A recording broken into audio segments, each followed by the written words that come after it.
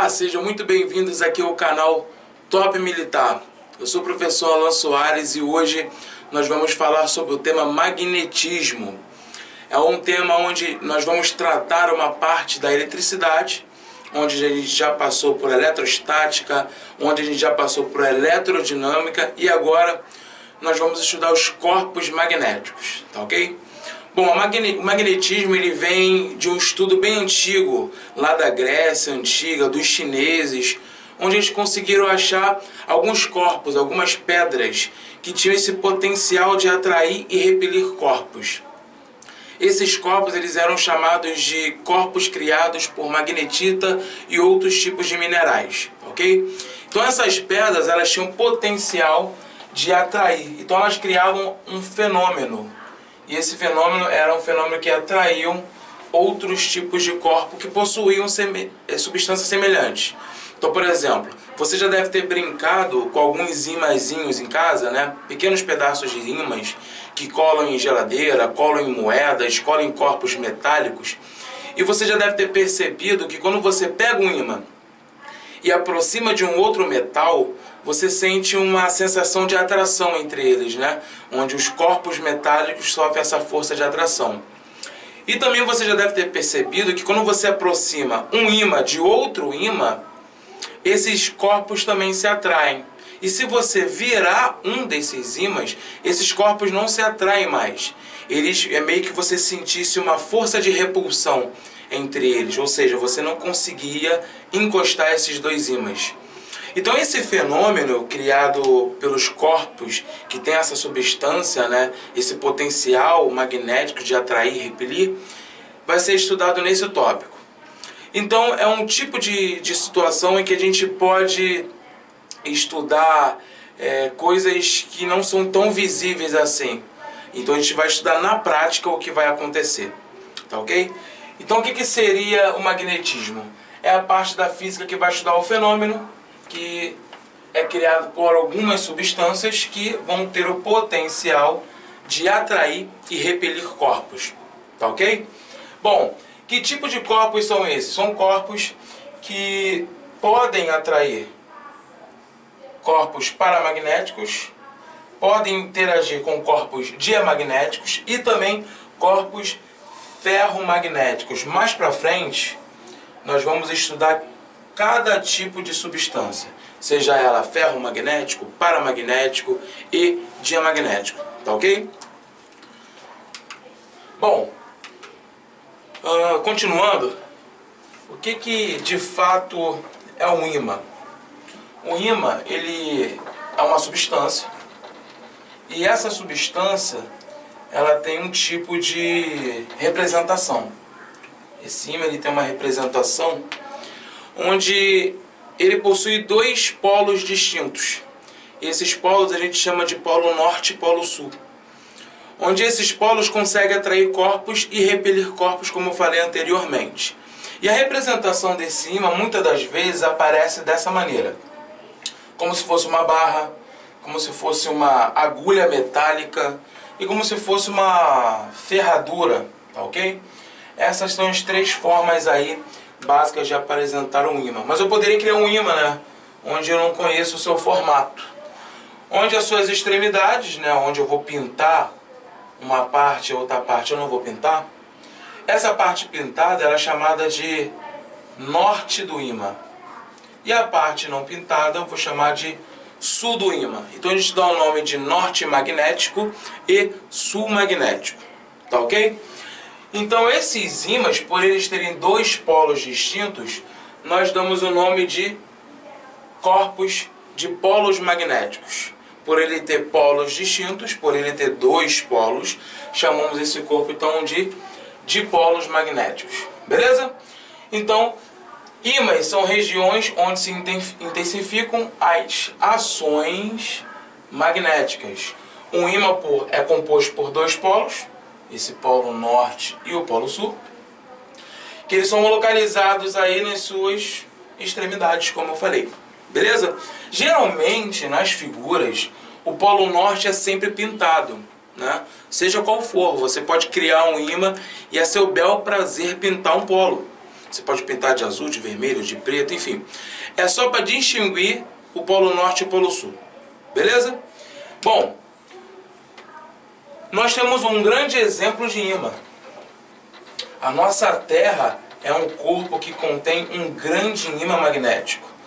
No núcleo da Terra, nós temos uma grande concentração desse tipo de material magnético, que é a magnetita, ferro e outros minerais, tá ok? Então, se o núcleo da Terra tem essa grande concentração, isso quer dizer que a Terra é um grande ímã. E se você perceber, então galera, a Terra ela é um grande ímã magnético. O centro da Terra ela concentra uma grande quantidade de substâncias magnéticas, como a magnetita, o ferro e outros minerais, tá ok? Então, você sabe que a Terra ela possui dois extremos, chamado de norte geográfico e chamado de sul geográfico, né? Lá na geografia é estabelecido o norte e o sul dessa maneira. Agora, onde que se concentra o polo norte magnético e o polo sul magnético? Bom, o polo norte e o sul, eles são opostos ao polo norte e sul geográfico.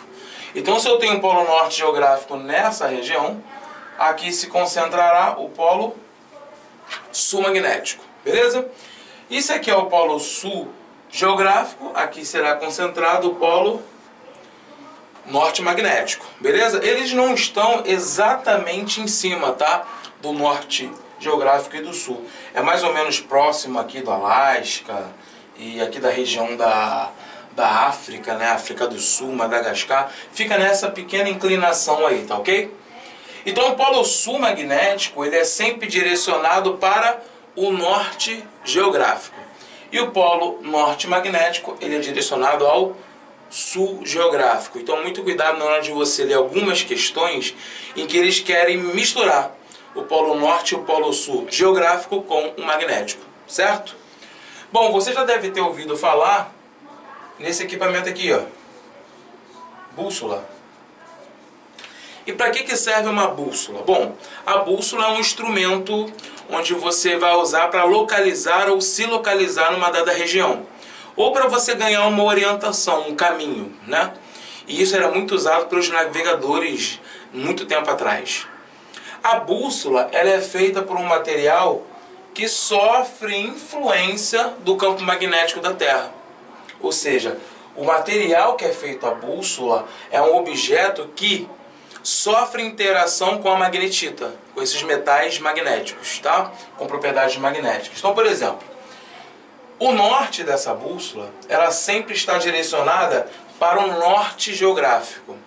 Por que ela está sempre direcionada para o norte geográfico?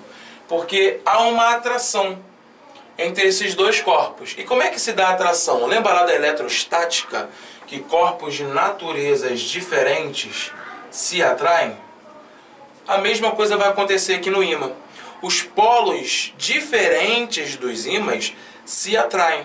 Ou seja, os polos iguais dos ímãs se repelem. Então, o norte magnético dessa agulha metálica, ela tem que se atrair com o polo sul magnético da Terra. Como o polo sul magnético se encontra nessa região do norte geográfico, então a bússola vai apontar sempre para o norte geográfico. Tá ok? Então, por exemplo, vamos supor que a gente tem uma linha de campo. O que é uma linha de campo? São orientações criadas por um ímã que cria esse campo magnético. Então eu tenho aqui linhas de campo. Essas linhas de campo, que eu vou chamar de beta, elas têm uma orientação, que é horizontal para a direita. Se eu escrever uma agulha metálica, ou um ímã, onde a parte pintada é norte, ela vai se orientar no sentido do campo magnético. O que isso quer dizer? Que o polo norte dessa agulha vai se movimentar para a mesma direção e sentido do campo magnético.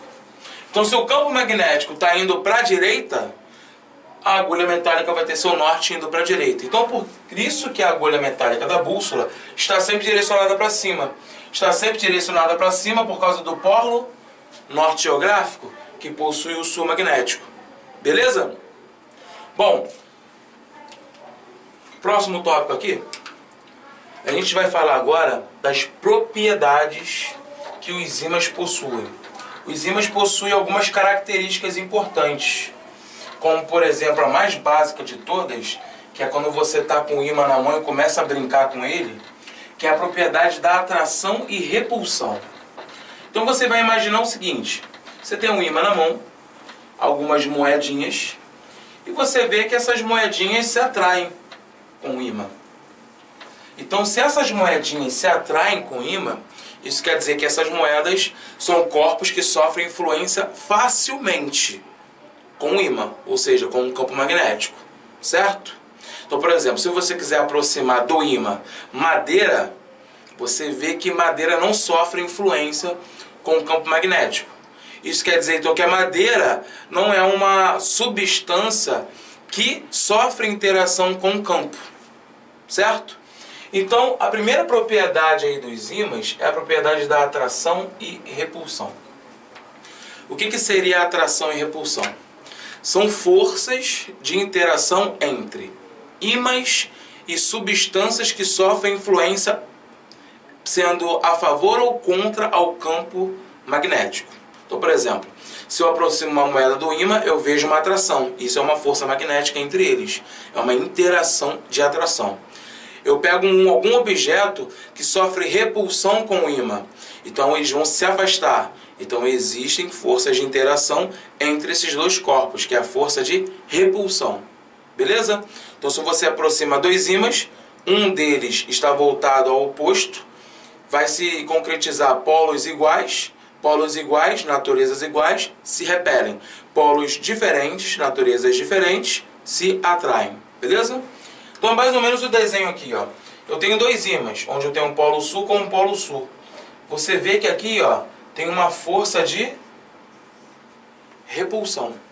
O que é a força de repulsão? É a força de afastamento entre esses dois corpos. Beleza? Agora você vê aqui, ó, dois ímãs onde os polos são diferentes e está havendo uma atração. Se está havendo essa atração, isso quer dizer que eu tenho uma interação entre esses dois corpos. E essa interação é de aproximação. Beleza? Então aqui um exemplo de atração, um exemplo de repulsão. Quando tem atração? Quando as naturezas são diferentes.